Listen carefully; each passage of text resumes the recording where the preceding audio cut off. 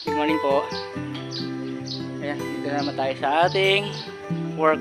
Haharapin na naman natin siyang ating mga alaga. Ayan, umpisa tayo maglinis. Let's go! Linis tayo! Ito yung ating mga inalagang kalabaw dito, no? Sila ay mga dairy buffalo. Ang lahi nila is Bulgarian and Brazilian Jura buffalo. So, yun lang yung dalawang lahi na inalagaan natin dito. Ang gagawin natin ngayon ay maglilinis. Ayan, lilinisin natin yung loob. Yan, marami silang mga pupo. Yan, marami. Yan, pati dito sa kabila. Ayan, dito sa kabila. Marami siyang pupo. So, kailangan muna natin silang buhusan.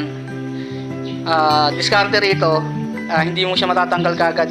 Kasi sa ibang nakikita natin ng mga naglilinis ng mga kulungan, ang ginagamit nila is malalaking hose.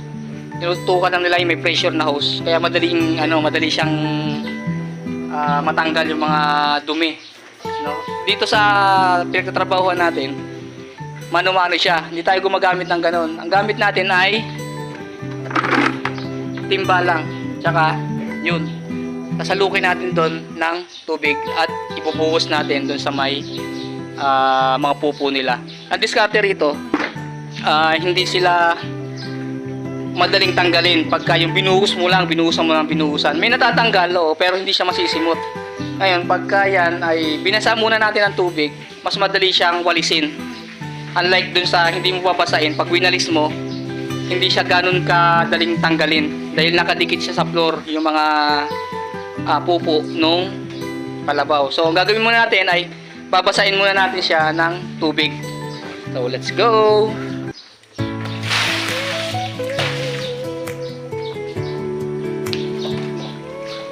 I've held on through darkest nights when all I had was fading light. But I knew deep in my chest I still had something left. When the world told me no, I whispered I won't let Ayan, so nabasa na natin, di ba? Medyo lumambot na yung malambot na yung pupo ng kalabaw. So, madali na siyang walisin. Pag winalis natin siya mamaya, madali na siyang buhusan uli ng tubig para ma-wash out siya. So, let's go. Walisin natin sa loob.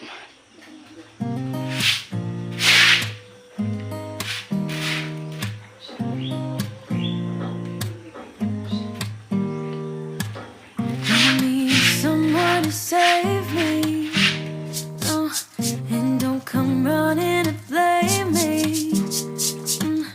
From miles away I can tell that something's off. The way you look and how you pause when you talk, I think I said enough.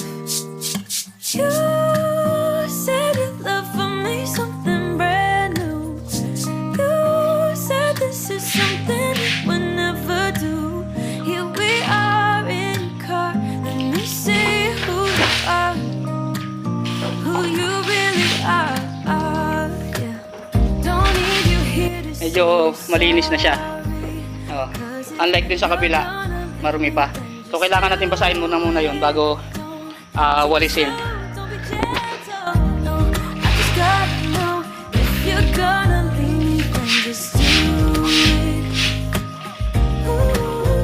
Minsan talaga medyo makukulit lang sila. Kung nasaan ka, susundan ka nila.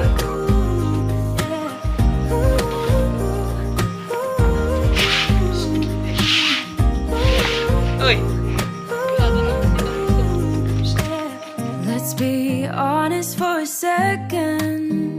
Yeah, you're being over your head, babe. 'Cause there is no one other than me that can make you feel the way you feel when I hold you. Said enough. Tapos na tayong maglinis ng mga pupo nila, nalinis na natin.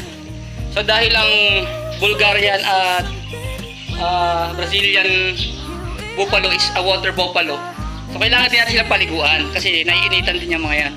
Kaya bubuhusan natin sila para lumamig-lamig din naman yung katawan nila. Ligo!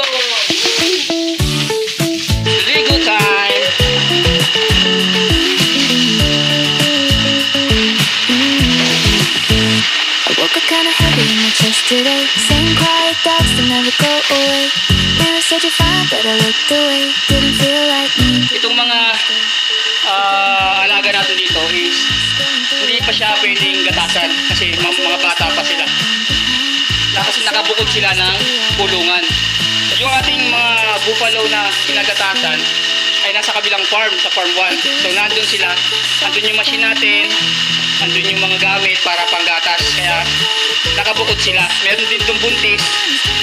Yung buntis naman is nakaseparate naman din yun dahil hindi sila pwedeng isama sa ibang mga kalabaw to prevent injury, tsaka yung ma-stress. Kaya kailangan ibukod sila. Same street, same sky, but something changed. Colors feel a little less out of place. I'm not running, I'm just here today, and that's enough in a quiet way. Heard my thoughts, but they're not so loud. Let them pass like I'm moving. Ayan. So makikita nyo, malinis na. Diba? Hindi katulad kanina na puro tae. Ngayon, pagka hindi kasi winalis muna yan, mahirapan tayong tanggal ng mga pupo nila. Kailangan durugin muna natin siya. Okay. So dahil tapos na tayo maglinis, itong aisle kung sa likod ko, lilinisin naman natin ulit siya. Tanggal natin yung mga dumi, patutuyuin. Anong purpose ng kailangan dapat patuyuin yung pinagkakainan nila? Kasi either soya or rice straw, pag nabasa yan, may tendency na hindi na nila kainin. So kailangan tutuyuin natin yung pinagkakainan nila sa baba. So bago natin tuyuin, bago natin gawin yun, linisin muna natin. Anuhan muna natin ng tubig para mas malinis siya.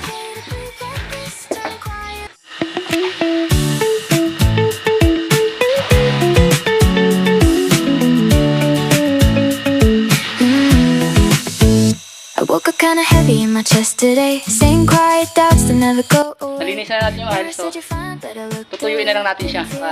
Yung mga rice straw na ibababa natin, papakain sa kalay, hindi mabasa.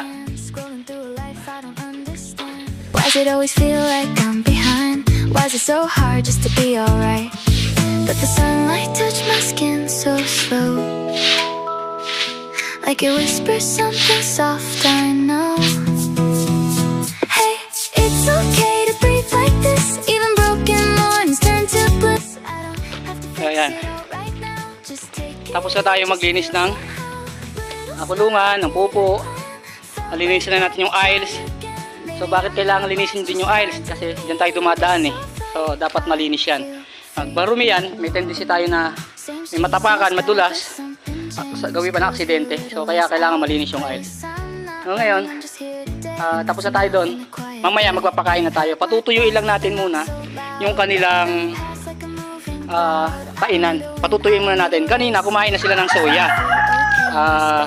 Ng 6 in the morning. Kumain na sila ng soya. So ngayong 11 naman, 11 AM, kakain naman siya ng rice straw. O kung tawagin sa atin, sa Tagalog ay dayami. Pakakainin natin sila mamaya. So patutuyuin muna natin yung pakainan nila para hindi sipsipin ng rice straw yung tubig. Kasi pag basa, tendency na hindi kainin. Masasayang lang. So gagawin natin is meron pa namang 30 minutes bago tayo magpakain. Papahinga muna ako ng kaunti, tapos magpapakain tayo.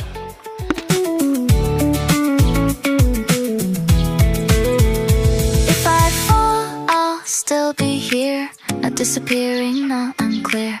Every step, no matter small, still means I didn't lose it all. Okay, pakain naman tayo ng rice straw.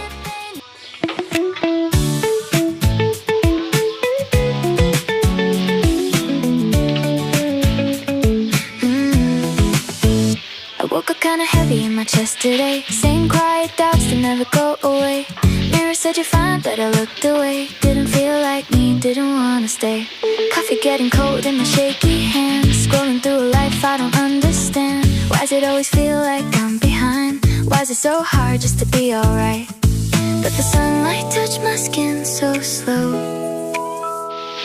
like it whispers something soft, I know.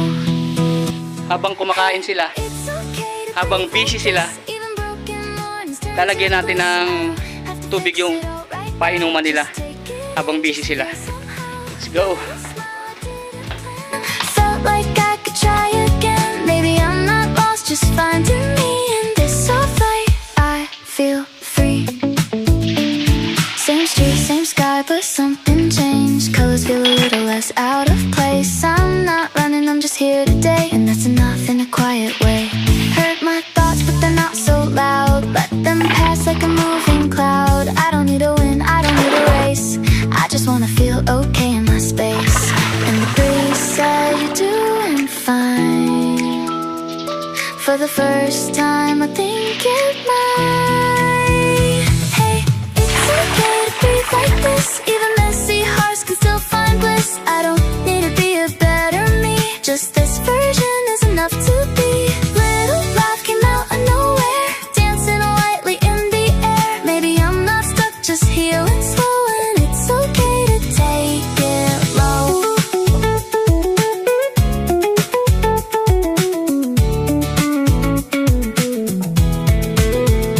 If I fall, I'll still be here. Not disappearing, no, I'm clear. Every step, no matter. Yan lang yung araw-araw namin ginagawa dito kung saan kami ma-assign. Pwede ka dito sa farm 2, which is maglilinis ka, magpapakain, maglilinis, magpapakain, papaliguan mo yung kalabaw. No? Sa farm 1 naman ay doon tayo mag-milking. So papakita rin namin sa inyo kung paano mag-milking. So ito, ganito lang ang ginagawa namin lagi araw-araw. In just almost 2 years na tayong nagtatrabaho dito sa MCCR. So, kung sa mga baguhan na papasok sa ganitong trabaho, so kailangan na meron buo yung loob nyo, mahaba yung pasensya. Dapat talaga dito hindi ka tatamad-tamad dahil marami kang kailangan gawin. So, dapat din hindi ka madirihin. Sa mga nakikita mo na yun, ayun, kalilinis lang natin, meron na naman. So, mamaya na natin lilinisin yan. May oras naman siya para linisin. So, yung sa mga gustong pumasok nga sa ganitong trabaho, so, kailangan nyo magtiyaga. Tiyagaan. Tsaka pag-aralan, hindi lang dapat papasok ka dahil gusto mo lang o dahil sa pangangailangan lang, dahil trabaho. So, hindi dapat ganun lang. So, syempre, kailangan dyan yung pagmamahal sa trabaho. Kailangan laki pa mo siya ng pagmamahal. Dapat maging masaya ka habang nagtatrabaho. Hindi siya dapat yung may nagturo lang sa'yo, may nakita ka lang kaibigan na gusto ko yun, hindi, sama ako. Hindi dapat gano'n. Dapat mula sa puso mo kung gusto mo yung ganitong trabaho. Dahil baka mamaya, sumama ka lang sa kaibigan mo, pagdating mo dito, hindi mo pala gusto yung nature ng trabaho, maglilinis ka ng tayo ng kalabaw, magpapakain, kukuha ka ng soya. Ang soya kasi medyo may amoy, medyo mabaho rin siya, pero yun ang may pakain talaga sa mga ating mga kalabaw. So, dapat walang ganong attitude. Kung meron ka naman talagang attitude na gano'n, dapat tiisin mo. Dapat matuto ka na pag pumasok ka sa ganitong trabaho. So, ganyan muna tayo, mga kaibigan. Susunod, ipapakita namin sa inyo yung iba ng mga aming araw-araw ng ginagawa dito sa MCCR. MCCR Pascual Dairy Farming. Bubulol pa ako. So, ayan. So, hanggang sa muli, guys. Bye-bye. In the calm I used to fear. What if this is how it starts? Tiny light inside my heart. Not a spark, not a fire show, just a steady, gentle glow.